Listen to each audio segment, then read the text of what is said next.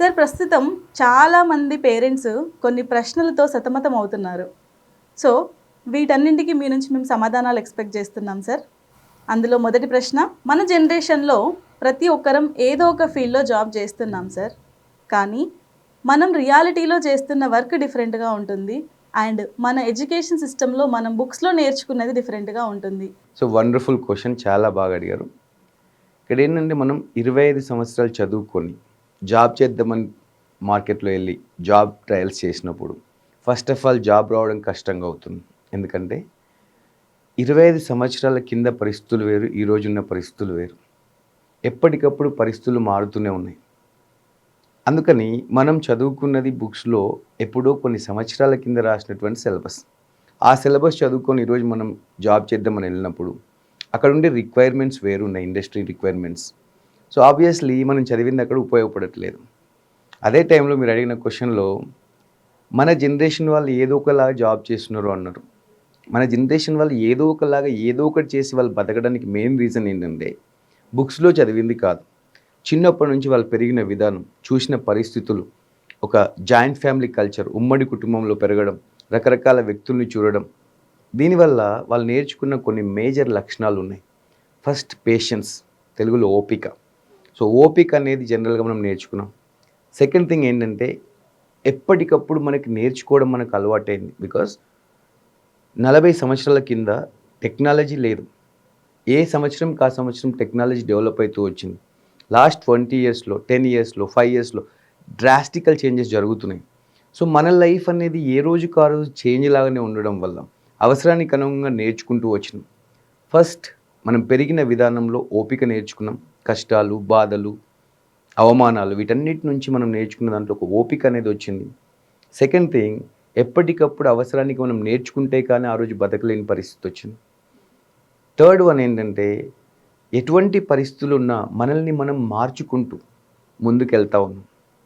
Fourth one, socialisation. బుక్స్లో ఎంత చదివినామో అంతకన్నా ఎక్కువ సమాజాన్ని అబ్జర్వ్ చేసినాం, రకరకాల వ్యక్తుల్ని చూసినాం.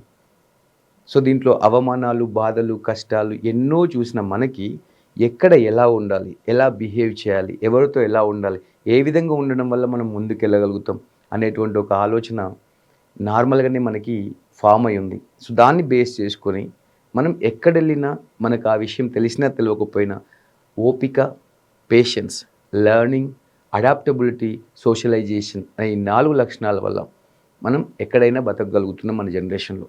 సరే, మరి మనం నేర్చుకుంటున్నటువంటి బుక్స్ నాలెడ్జే ఇప్పుడున్న జనరేషన్ కూడా నేర్చుకుంటున్నారు కదా, మరి how it is going to helpful for them?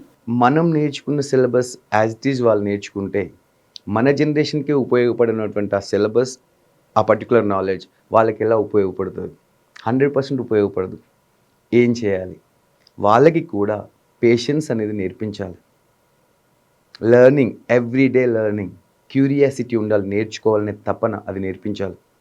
Adaptability, పరిస్థితులు ఎలా వచ్చినా తట్టుకోగలిగేటువంటి మనస్తత్వాన్ని మనం వాళ్ళ లోపల ఎదిగేలాగా చేయాలి.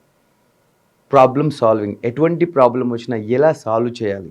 ప్రతి చిన్న ప్రాబ్లంకి డిప్రెషన్, యాంగ్జైటీ, సూసైడ్ లాంటివి జరుగుతూ ఉన్నాయి బయట. అలా కాకుండా చాలా ఎక్కువ చూస్తున్నాము. సో అటువంటి టైంలో ఎలా ప్రాబ్లమ్ని సాల్వ్ చేయాలి అనేది వాళ్ళకి నేర్పించగలగాలి. లైఫ్ అనేది ఎవ్రీ సింగిల్ డే ఒక ప్రాబ్లం లాగానే ఉంటుంది. దాన్ని ఎలా సాల్వ్ చేస్తాం ఆ రోజు అనేదే ఆ రోజు మనం చేసేటువంటి పని.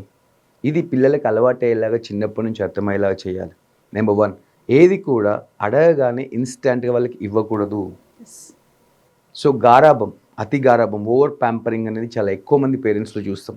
అలా ఎవరైతే చేస్తారో ఆ పిల్లలు సఫర్ అవుతారు, ఆ పిల్లల్ని చూసి తర్వాత పేరెంట్స్ సఫర్ అవుతారు. ఈ ప్యాంపరింగ్ చేసినప్పుడు ఓవర్గా చాలా గారాబంగా, ప్రేమగా చూసుకుంటున్నాం, చాలా కేర్ తీసుకుంటున్నాం అనుకుంటున్నాం. కానీ దానివల్ల వచ్చేటువంటి ఫలితాలు వచ్చిన రోజు చాలా సఫర్ అయ్యేది కూడా అదే పేరెంట్స్, ఆ పిల్లలే. ఖచ్చితంగా మనకి మన తాతయ్య, నానమ్మ వాళ్ళు ఎలా నేర్పించిండ్రో పద్ధతులు, విలువలు, బాధ్యతలు, మనుషుల్ని ఎలా రెస్పెక్ట్ చేయాలి, డబ్బుల విలువేంటి, ఇవన్నీ కూడా వాళ్ళకి నేర్పించగలగాలి మనం. అది వదిలేసి నా పిల్లలకి ఆ రోజు నాకు చిన్నప్పుడు అంటే డబ్బులు లేవు కాబట్టి నాకు మా నాన్న కొనియలేకపోయింది, ఈరోజు నాకు 2 లక్షల రూపాయల శాలరీ ఉంది, ఏదంటే అది కొనిస్తా అని మనం అనుకుంటున్నాం. కానీ అడిగినది అడిగినట్టు కొనివ్వడం వల్ల ఆ డబ్బు విలువ తెలియట్లేదు, ఆ వస్తువు విలువ తెలవట్లేదు, మీ కష్టం విలువ తెలవట్లేదు. ఎప్పుడైతే ఒక మనిషికి, అది పిల్లలైనా పెద్దవాళ్ళైనా, మనుషుల విలువ, వస్తువుల విలువ, డబ్బు విలువ తెలవదో, end result is going to be like a suffering. So అందుకని ఇవన్నీ కూడా చాలా జాగ్రత్తగా ఆలోచించాల్సిన అవసరం ఉంది. ఎస్ సార్, మీరు చెప్పారు ఈరోజు మనం లైఫ్ స్కిల్స్ వల్ల సర్వైవ్ అవుతున్నాము అని. బట్ మనం అంటూ డిఫరెంట్ సిచ్యువేషన్స్లో మనం నేర్చుకుంటూ వచ్చాం సార్. బట్ ఇప్పుడున్న పిల్లలకి అలాంటి అవకాశాలు ఉండట్లేదు. అంటే పేరెంట్స్ బిజీ ఉండడం కావచ్చు, అండ్ మ్యాక్సిమం టైం వాళ్ళు స్కూల్స్లో స్పెండ్ చేయడం కావచ్చు, జాయింట్ ఫ్యామిలీస్ లేకపోవడం వల్ల కావచ్చు. సో ఇలాంటి వాటి వల్ల వాళ్ళు మిస్ అవుతున్నారు. సో మరి ఇప్పుడున్న జనరేషన్కి అవన్నీ ఎలా నేర్పించాలంటారు? సో జనరల్గా మీరు అడిగిన క్వశ్చన్లో పేరెంట్స్ బిజీ ఉండడం కావచ్చు అన్నారు. పేరెంట్స్ బిజీ ఉండడం అంటే నా దృష్టిలో ఏంటంటే, నాకు ఏదైతే ఇంపార్టెంట్ కాదో దాన్ని నేను పక్కకు పెడతాను. ఏది ఇంపార్టెంటో అది 100% నేను పట్టించుకుంటాను. ఎస్. సో పేరెంట్స్ బిజీ ఉన్నారు అంటే పిల్లలు అంత ఇంపార్టెంట్ కాదనుకుంటున్నాను అర్థం. పేరెంట్స్ ఏం చేయాలంటే, అన్నిటికన్నా ముందు పిల్లలు ఇంపార్టెంట్ అని కేర్ తీసుకున్నప్పుడు వాళ్ళ బిజీ అనేది పిల్లలతో ఉండాలి ఫస్ట్ ప్రిఫరెన్స్లో. సెకండ్ వాళ్ళకి రిమైనింగ్ ఏదైనా చేసుకోవచ్చు. ఏదేదో పనులు చేస్తూ పిల్లల్ని పక్కకు పెట్టేసి మేము బిజీ ఉన్నామన్నప్పుడు 100% రిజల్ట్ పిల్లలు సఫర్ అవ్వడమే అవుతుంది.